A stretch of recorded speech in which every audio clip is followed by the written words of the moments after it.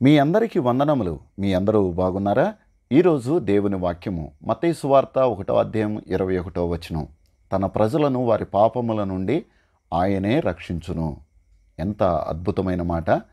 పరిశుద్ధుడైన దేవుడు మానవాళి కొరకు ఈ లోకానికి మానవుడిగా దిగివచ్చి ఆయన కల్వరి శిలువలో మరణించి సమాధి చేయబడి 3వ దినాన్న పునరుద్ధానుడిగా తిరిగి లేవటం ద్వారా మానవ జీవితాలకి ఏం చేస్తూ ఉన్నాడు అనంటే, ఆయన వారి పాపముల నుండి ఆయనే రక్షించువాడుగా ఉన్నాడని దేవుని వాక్యం సెలవిస్తుంది.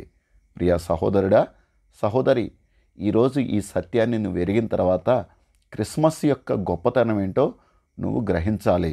ఎందుకనంటే యేసుక్రీస్తు ప్రభువారు ఈ లోకానికి వచ్చింది ఏదో ఒక మామూలుగా వచ్చి పోవటానికి కాదు.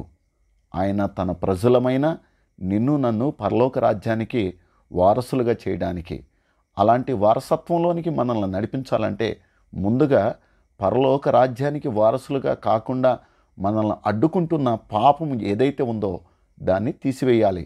అలా తీసివేయాలంటే దేవుడే మానవుడిగా ఈ లోకానికి రావాల్సిన అవసరత వచ్చింది.